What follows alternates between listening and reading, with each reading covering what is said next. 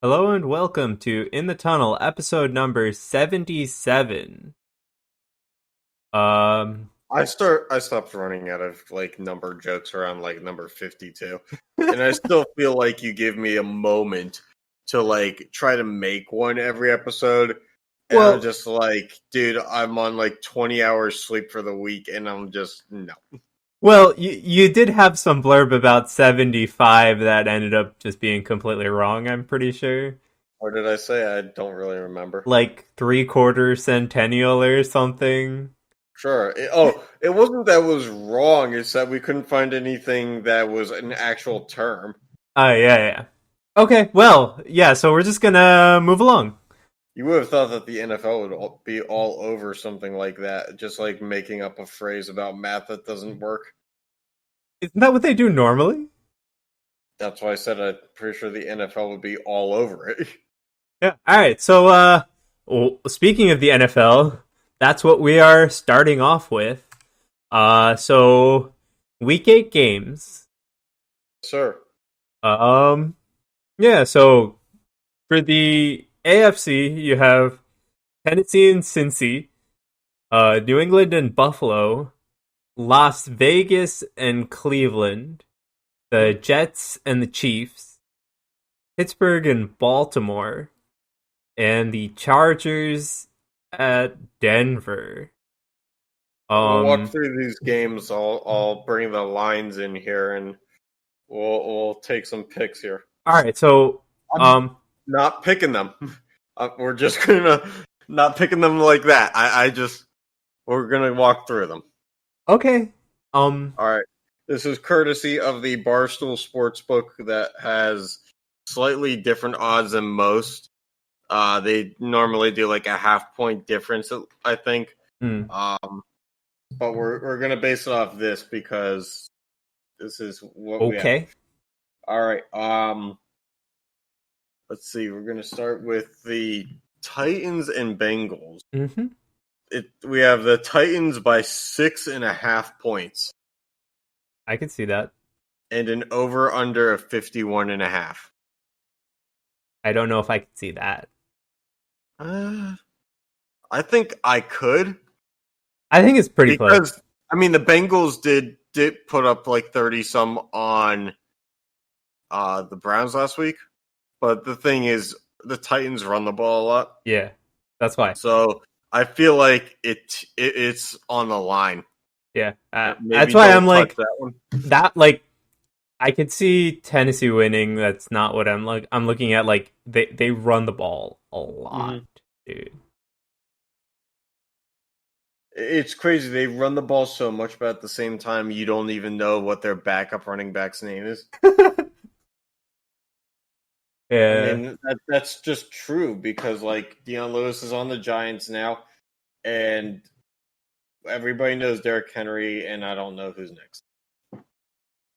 All right, So New England and Buffalo. Buffalo by 4 with an over under of 41. I think that's over. Like That's a quite that's a clearly. that's a pretty low over under. Yeah. I think there's more than 41 points in that game. Oh yeah, Um. that's the lowest over under of the week. It looks like Okay. that might be worth looking into, but maybe Uh. not. All right, moving on. Las Vegas and Cleveland. Vegas or no, Yeah. Cleveland by 2.5. Over under 49.5. I think the over hits in that one. Yeah. Overhit. Cleveland's got enough weapons to score a bunch of points, and Vegas doesn't have a real good defense, but whatever they have on offense with Josh Jacobs and Derek Carr and Darren Waller is probably going to be better than what's on defense. So Yeah, but I don't think the defenses of either teams are particularly any good. So yeah, no, that's why I think the no. over hits on that one no It matter. would, it would be interesting if the Raiders were to get like a Khalil Mack type player that could like transform a defense, but Yeah. I don't think that's going to happen anytime soon. Yeah. All right. And then the Jets in Kansas City. Oh boy. So me and a couple buddies at work were talking about this one, Okay. and one of my coworkers was like thinking about putting a bet on the Jets just to win something.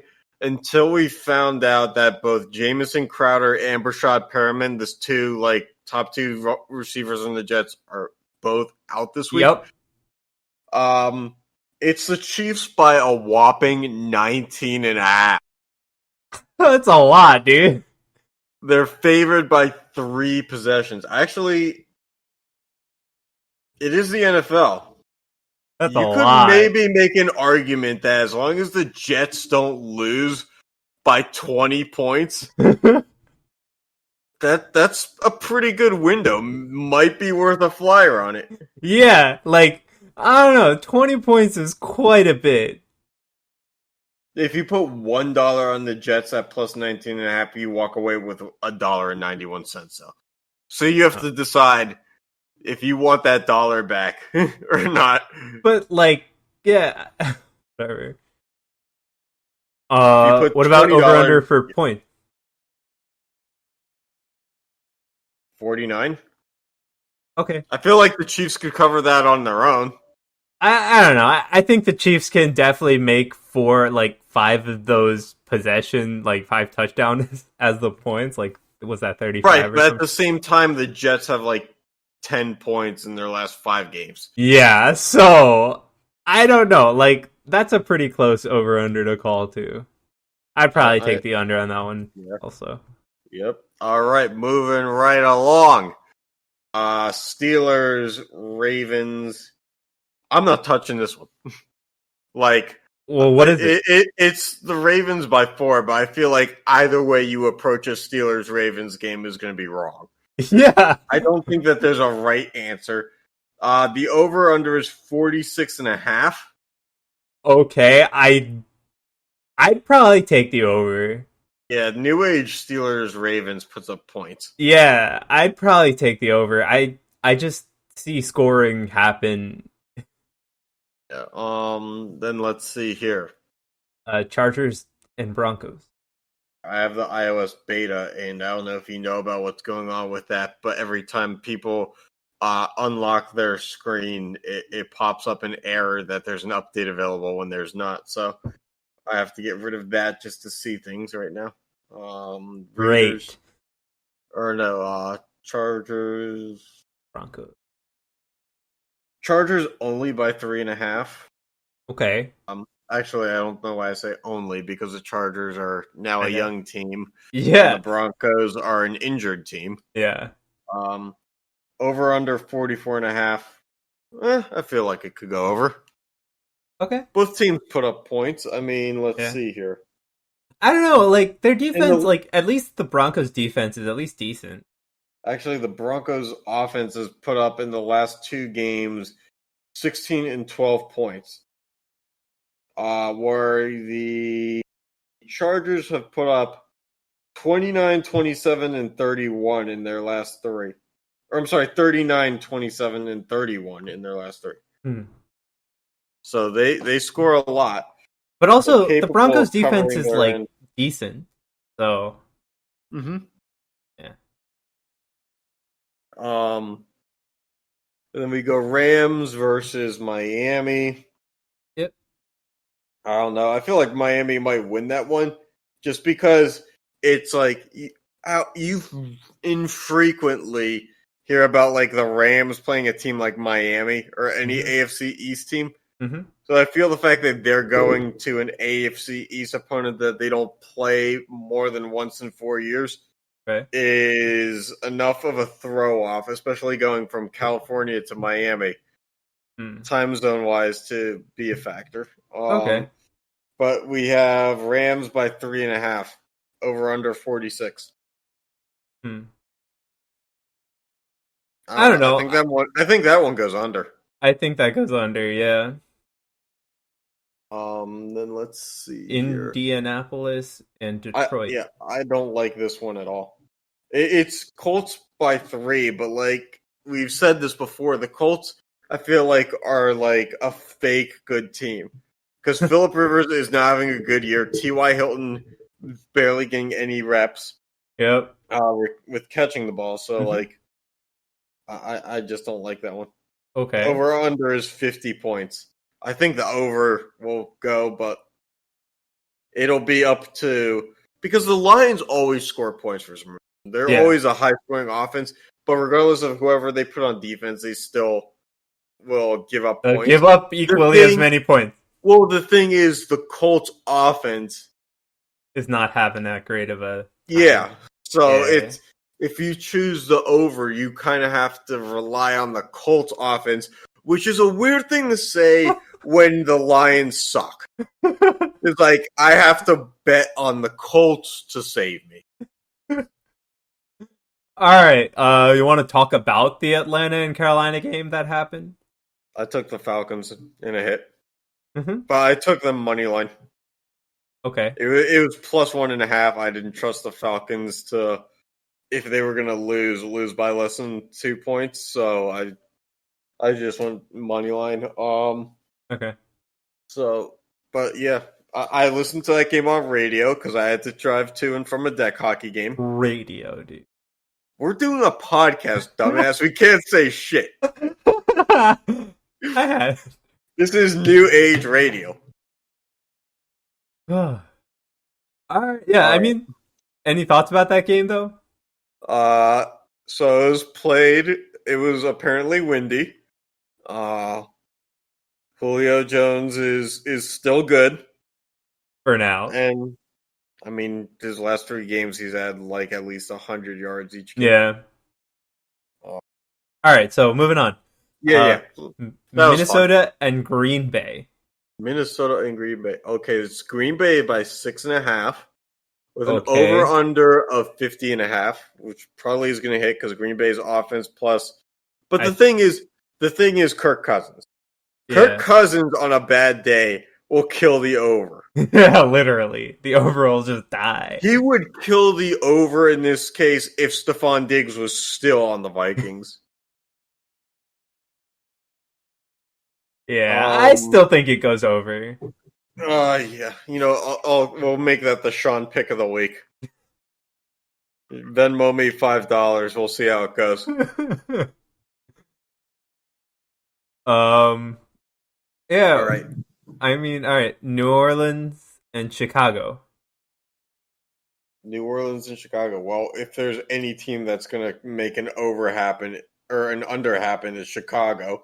Yeah. Because they can't score at all either. They're like the Jets plus like one tight end on offense. And yeah, because Jimmy Graham is good in the red zone. Yep. The problem is for the Jets, they'll never make it that far down the field. All right. So the Saints by 4.5. I'd take the Saints. I'd take the Saints. Yeah, I'm taking. Yep. Even Chicago's home, but like it's still early enough in the year where like it shouldn't be too much of a factor. It's not like snow Chicago. Yep. Because I don't know about you. I don't know if I've ever seen Drew Brees in the snow, but I bet it would be a train wreck for him. Going from dome to snow. I'm pretty sure he's played in the snow at least once. I mean, he did go to Purdue, so. But, I mean, that's Indiana, so. All right. Anyway, San Francisco and Seattle. San Francisco. Seattle by 3? I don't know about that. Yeah, might worth be taking the Niners plus 3. Over under 54, I do like the over there. Yeah. Because Russell Wilson will put up 30, and then I feel like the 49ers will hang around. Yeah. The 49ers have the better defense, but I don't see Russell Wilson being stopped. Mm-hmm. And then the Seahawks defense is middle of the road, so if Garoppolo is good, it shouldn't stop the over. Okay, yeah. And Dallas then, and Philly. Oh, geez. Is there a game that screams under any more than this? Dude. But wait, there's more. The Eagles are favored by 10.5. Yeah, I'll take Dallas at -10. No, plus 10.5. Yeah. 10. Oh my god, dude! I'll take that. I'll take that. And then you'll end up on Monday night taking the Buccaneers minus 12.5 to cover that over the Giants because, I mean, NFC East is just that bad. Oh, of course. What's the over under for the score for Dallas and Philly? 43? I take the under on that any day. Yeah. Carson Wentz thrown across his body. The number one thing a quarterback shouldn't do. He does it like 4 times a game. Yeah, what But about also, a right-handed quarterback who spins out of the pocket to his left is like the dumbest shit. It's like the defense knows where to go when you do that. all right, and what about the over under for Tampa Bay and the Giants? So it's 45 points for the over-under. I feel like Tampa Bay is going to cover a good portion of that themselves. But I don't trust the Giants to make more than 7. Wait, let's see what the Giants have done recently. The Giants have had 21-20 and 34 in their last 3 games. So I think you can trust them to get at least 15. You know what? 14. 14. Because, okay. Or no, 15. Because they're not going to find the end zone more than once, so they're going to kick a bunch of field goals. So 16.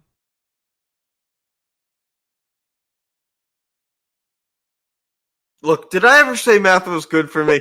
There's a reason I didn't do the accounting thing. Remember, I went from high school to college, and I was like, accounting. And then I walked out of college and into the real world, no accounting. So what do you think is going to be the thing that's going on here, Sean? God damn it. Look,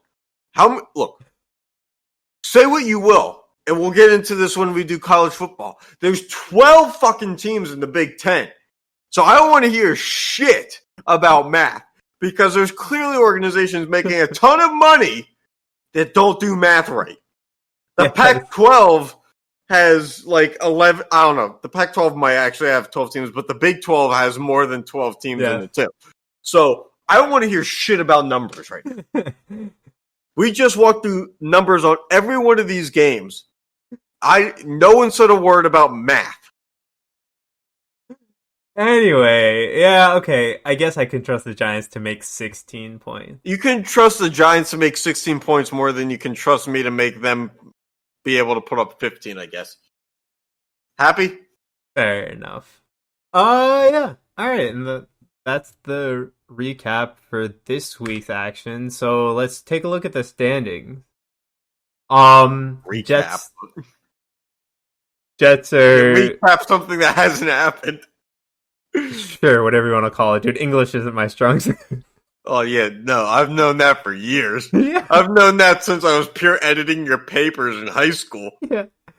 Yeah, anyway, Jets are 0-7, bottom of the whole NFL. It's so amazing that that's just the first thing we went to. The Jets are the worst team. Oh, what else you want to say? It's the AFC East. It's the first thing on the graphic. Yeah, but the notable thing is right now is the time to strike while the iron's hot before the Patriots get good again, because when the Patriots are doubted, that's when they turn it around. So now's the time to get your shots in about how the Patriots are shit, because in 3 weeks, they're going to be 5-4, and we're going to say, look, they're back, and they're going to probably have acquired like 35 all-pros for like a single third-round pick. Yeah, I'll only believe it if I see it. And you've seen the story before. Anyway, the AFC North has the Steelers, the only undefeated team left, right? Yep. I may not be a numbers guy, but I can find the zeros. That's for damn sure. Otherwise, that division is pretty close. Like the top. I mean, if the Steelers play the Ravens this weekend, if the Steelers lose, the Ravens are in first place. Yep. So you can start as perfectly as the Steelers have, lose 1 game, and be in second place. Yep. But the good news is this year there's that additional playoff spot for each side. Yeah. So, I mean, 3 teams from the AFC North are probably going to make it. Okay. I mean, look at the other divisions. Well, you never know. The Colts might sneak in there. They're 2 wins behind us. Yeah, but there's still what, like half the season left? More Look, than? I'm not saying that you're wrong. All I'm saying is the Colts are like right now this year at best like the 7th and final seed. Yeah. So I'm saying that the Steelers hopefully will get the 5th or 6th seed. All right. And the AFC West, AFC South has the Titans and Colts at 5-1, 4-2. The rest of the division doesn't matter. Poor Deshaun Watson. He's just getting battered down there in Houston. Yeah. They finally fired Bill O'Brien, that dumbass that got rid of DeAndre Hopkins. But then they turn around and they're like, well, let's get rid of Will Fuller, too. It's like, are you going to throw the ball to anybody? The AFC West has the Chiefs topping them. None of the rest of the division is close. The NFC but East... at the same time, I'm happy that the Raiders are somewhat competitive. Hey, because they're the Raiders, even. Oh my god. The Raiders, as a franchise in their history, are competent. And it's only been the past 15 years where they haven't been. Mm-hmm. So, like, for their brand and what they try to sell, well, what they used to sell before they decided to go to Vegas. Wait, you're telling me they just don't sell Perpetual Sadness? Well, that's the Jets. We already went through that. But, like, the Raiders have more championships, so, like... Okay, yeah. Oh. The NFC East is still bad. We don't need to talk about it. No, but we do, because, like... If one or two teams in the NFC West turns to crap, because right now the NFC West, every team is going to make the playoffs in this extended format. But if one of these teams goes on a losing streak, the NFC South and North are bad enough that like a second NFC East team could, if they walk in with like 5 wins, make the playoffs. Not enough people are talking about that. Dude, like the Giants just have to go on like a 3 or 4 game win streak, or not even streak. Like 4 of their like last 10. 4 of their last 10, and they'd be like on the outside of the bubble, not eliminated, just bubble talk. That's fucking dude. No, but if you look at it this way, right? So. The Cowboys and the Eagles play each other, right? So whoever wins, if you want to call it playing each other, whoever wins basically is like first running into in that walls. division. Whoever wins is first in that division, right? Yeah, which is sad because I mean the you Cowboys can have a don't 3-5 division leader. The Cowboys 3-5. Cowboys don't deserve to be at the top though. Anyway, I mean they weren't winning with Dak, and he was throwing 400 yards a game. Anyway, NFC North, Packers at the top at 5-1, Bears 5-2 right behind them. Because they lost last night, or not last night, Sunday night, Monday night, one of the nights. They lost on a night that ends with Y. That's every single one. Well, thanks for narrowing it down, dumbass. Then the NFC South has the Bucks at 5-2, Saints at 4-2. Yeah. I'm just happy that the Saints aren't in first place. I mean, I hate the fact that Brady's still good, but the Saints not being in first place is a nice break. That being said, there was like a 10-year like streak where no NFC South team won the division 2 years in a row. Yeah. So like, I don't know. And then we have the NFC West where all teams are good. That's a great marketing strategy. If the NFC West was like a college conference, like if the NFC West was like the Pac-12 and the Pac-12 slogan was like, all of our teams are good. Actually, no, that would be the ACC. The ACC or the Big Ten. All of our teams are good. Just send them to the NCAA March Madness tournament. All right. Anything else you want to say about these teams? Oh, geez, I can't wait for Sunday. Yippee-ki-yay. I can't wait till All Monday right, when I get so my let's brake talk some pads fantasy replaced. football. Fantasy, it's like reality, but on drugs. All right, so your top player, the rank 1 player right now is who? Kyler Murray? Yep, Kyler Murray. At 29 points average per game, is it? Yep. Followed by Mr. Unlimited himself, Mr. Russell Wilson Russell is Wilson. number 2. Quarterbacks are topping this chart because you have Wilson, Mahomes, Allen. And this is PPR too. Yeah. It, And then Kamara's the first only non-quarterback in the top 8. Well, it's because he doesn't run the ball very well, but he catches the ball very well. Yes. Then Deshaun, one of my guys, is number 6. And Tom Brady, who's on my fantasy team. That's sad. Somehow Carson Wentz is 8. Yeah. DeAndre Hopkins is 9. I guess Deshaun Watson would probably be top 3 if Hopkins was on the team. Yeah. Then you got Lockett, receivers, Ridley, and then Prescott. You have so many quarterbacks in the top 25. Absolutely. Yeah. But you know what I like? James Robinson, number 19. Undrafted running back out of Southern Illinois, I want to say. Okay. I got him in the 10th round of my draft. Okay. If not later. All right. Number 19 overall. Okay. I'm liking that. He's got more fantasy points than Derrick Henry, who's had 200-yard rushing games. Yeah. Which is quite surprising. All right, anyway, I'm bored of this. All right, on to college football. Notable PPR. That's basically what that was. Mm-hmm. All right, college football. The Big Ten is back, so we just quickly recap this a day before the next group of games start. Yep. So,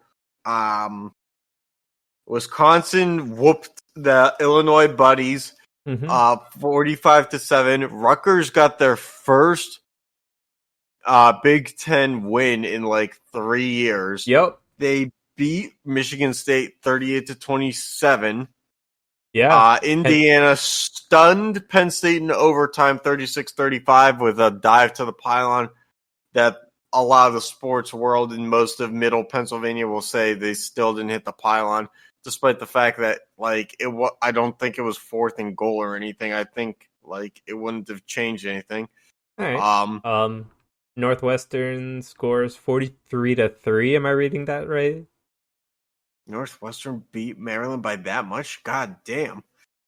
Interesting. And then Purdue over Iowa. That's a nice win, but they're both unranked. Michigan beats Minnesota. Ohio State rolls Nebraska. The end. Yeah, the end. Wait for the Pac-12 recap. It's basically going to be like Oregon. That's it. Anyway, on to NHL free agency.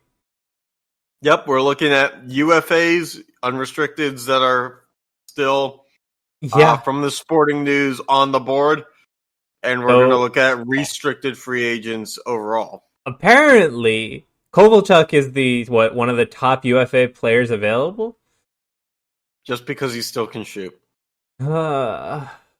He's got to be a cheap 1-year deal. That's the thing, though. That's what makes him valuable.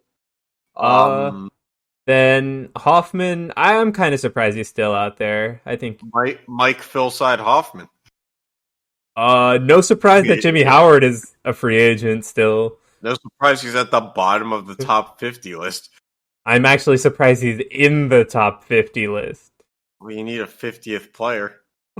You're telling me there's not a 51st player 51st slot that I could put him in? Maybe an AHL guy. Fury's a free agent still. Yeah, slightly surprising. Me, that should it's not surprising. I mean, I let the puck go off my stick just like he does. The thing is though, I can't see the ball like very well at night when I'm outdoors. He's on a lit ice path and has been playing the game for 20 years longer than me. Yep. Aside from that, I'm not really surprised that these players are free agents. I mean, I think Green is could be a good cheap deal for a team. Here we go. Here we go with some Devils insider shit. I know. I'm saying Talk about your one good player that you had and let walk away. Vatanen was a good player that we did have. But Green, he's old, but I think he'll probably sign a 1-year deal that's pretty cheap for the team. Whomever. I really hope that after you guys sign Corey Crawford and who do you sign as the backup? We still have Blackwood. No, he's an RFA. We'll get into that on the next slide, but whoever your backup is, I don't know. It's like a very veteran lineup. I can't wait for Jimmy Howard to do his PTO tryout deal and AHL minors deal with you guys. Anyway, I mean, you guys kept Brodeur around way too long. So what's next? Hey, I mean, hey, the Rangers had Lundqvist around for this long until this season. But they got rid of him before he turned 40. Believe it or not, that's what most teams do. Yeah. They don't keep a guy who needs quick reflexes until he's 20 years past his prime. Anyway, on to RFAs. Okay, we got to start using graphics that highlight the presentation so that people can actually read this shit. Yeah. Anyway, so top one is Barzal. Yeah, an RFA in his own right. Not surprising. The next three are signed. Yep, Blue is unsigned. Yeah, so Anthony Cirelli and Pierre-Luc Dubois from the Lightning and Blue Jackets, respectively. Okay. Anthony Duclair, I guess, became a UFA, but he was, I guess, just granted walking papers. I don't know how that works, but I have no idea. DeBrusk is a RFA with the Bruins. Somebody's going to offer sheet him for sure. Yeah, Sergachev with the Lightning. I can see. I don't know about offer sheeting Sergachev, but if he was not for a huge deal, but for a mid-level deal. The thing is, the Lightning will just match that. Yeah, but if it goes on for a while, somebody can offer sheet that guy. He's good. Mm-hmm. Andre Athanasiou, he's a UFA. Yeah. It's sad that you have to play for both the Red Wings and Dunn from the Blues is Vince Dunn. Yep, RFA. Blackwood, we just said it's an RFA. Devils need to sign that guy. Why? And who's Ethan Bear, dude? It's bad when I don't know the name. Well, it's bad when we're talking about Oilers defensemen. I mean, that's 22 on this list. Because there may not be that many RFAs. Fair enough. I mean, if Blackwood is 20... Well, I can see Blackwood being 20. Well, I can see Blackwood on the list only because he's a young goalie, and he hasn't really proved himself a lot, but he does have experience playing in the NHL. No, you're right. I've never heard of this guy. Isn't it Dominic Kabulak? Wasn't he only in the league 2 years or something? He was already an RFA? I think, yeah, because if you remember, Butcher had a 2-year entry-level deal that made him an RFA. Yeah, but he wasn't drafted. I thought Kabulak was. Butcher was drafted. He sat out his draft team, and we signed him. Interesting. You know that? Because Kerfoot basically did that to us, I think. Yeah, but I mean, look at you guys and look at what Colorado's become. Yeah. All right. Oh, shit. No, he was drafted... Kabalik was drafted in 2013. Yeah, he's 25. I thought he was 21. He's been in... But this past year was his first NHL season. Down in the minors for a while? No, he was in Europe. the whole time. Wild Hmm. stuff too. And they Also, gave him a 2-year, $7.5 million deal. That's pretty damn good. well, he did have 30 goals. He only played in 68 games, which, coincidentally enough, the most games he's ever played in any season in his professional career. Not surprised. In the OHL, his highest number of games was 67. Hmm. This is the most he's ever played. Well, yeah, and we also had the shortened season, basically. So. Yeah, but I'm saying, like, if he played in an 82 game season, Mm-hmm. he would have played like 20 more games than he's ever played in a season. Yep. The guy would have burnt out and maybe been worth less. Mm-hmm. All right. Injury prone or something. Yeah. On to the MLB. What do we have to say about this? The Dodgers finally did what only takes the highest payroll ever, other than the Yankees, and 5 tries with one of the best pitchers to, take the mound in the past 30 years. It only took them 4 or 5 tries, but they finally beat a team because the Rays took out their ace pitcher too early and fucked themselves over. So congrats to the Dodgers. They did this thing just by sticking around long enough for somebody else to do it for them. And then they celebrated with one of their solidified players in Justin Turner having COVID, and then not wearing a mask, celebrating with the team. So congrats. I hope you enjoy your champagne because it comes with a side of COVID. You fucking dumbass. See, this is why it takes 5 times for the Dodgers to try to win the World Series. Because in a pandemic, they let the guy infected with the disease party like it's normal. Mm-hmm. It's like, and that's like the definition of stupidity. Is the same thing happening over and over again and not being able to... Right. So this is, instead of this time it being on the field, it's off the field. Yep. So they just did nothing right. They're lucky that it wouldn't be surprising to me if they fabricated test results just to like keep it under the wraps. Anyway, so that's what their stuff looks like. World Series champion. Look, I was just going for a graphic that basically said, "Congrats, Dodgers, you're champions," without having to like remove like watermarks and trademarks and stuff like that. So I just found some random Twitter player. I don't know. I never clicked on the actual link to the Twitter thing. I just right-clicked on the Google image, and I was like, "View image." I knew it came from Twitter, and I was like, via some Twitter user, and that's all I needed. All right. Yeah, so I gotta say, everybody expected this, so moving on. Yeah, although, sad for our boy Charlie Morton, Flemington's own. Still ringless. Or no, not ringless. He closed out Game 7 in 2017. All right. Against the Dodgers when he was on the Astros. NBA.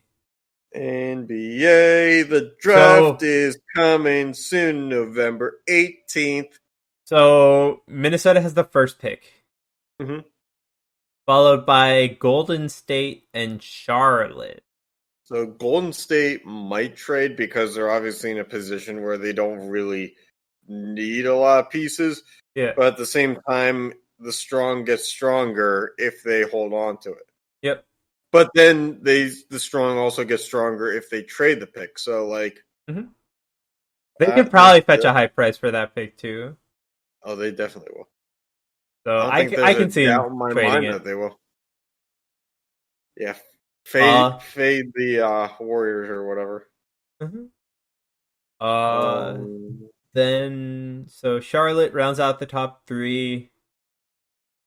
I don't know. So like, there are a lot of trades at the bottom end of the first round, right? But like, far at the top end, there's like nothing. Just remember, Philadelphia and Brooklyn are always trading picks. That's like how they've done business for the past 15 years. Yeah.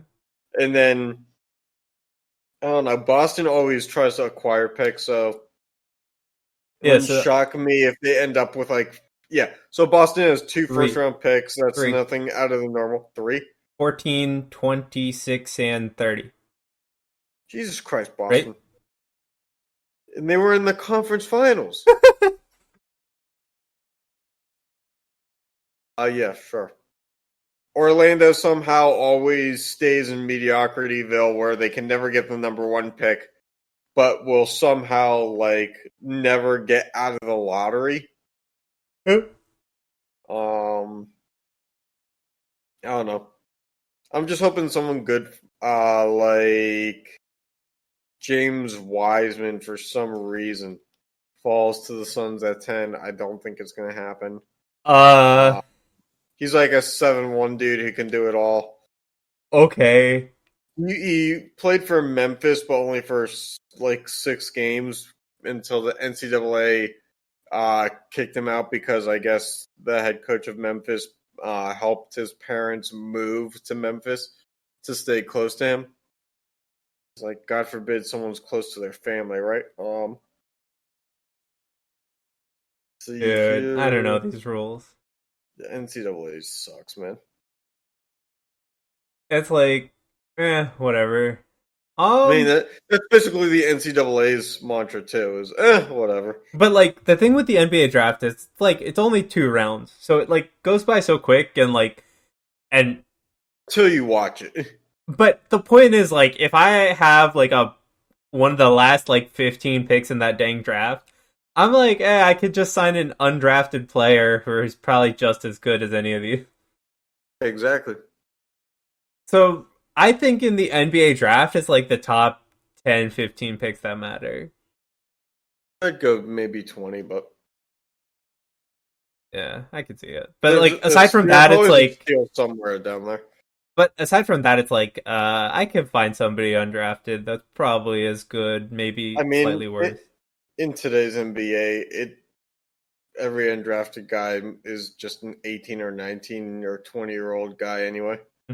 Because they'd rather have a guy who's like 2-3 years younger on a cheaper contract because they're undrafted and have the ability to develop them, put them in the G League, and then, ride it out. If it doesn't work, then they'll just get somebody else. And then, sometimes it hits. But, like, the days of, like, a college senior being a top 10 pick are pretty much over. Yep. Because the NBA sees prospects as an investment instead. Yeah, all right. So, bless you. And I tried to mute myself.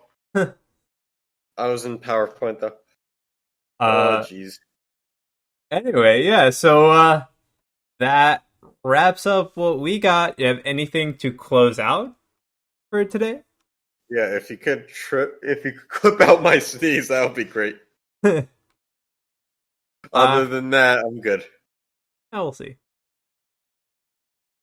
All right, Can't wait for the podcast reviews on this one. He sneezed in the podcast. It was so professional. 2 stars. Anyway, yeah, thanks so much for tuning in, and catch you next time.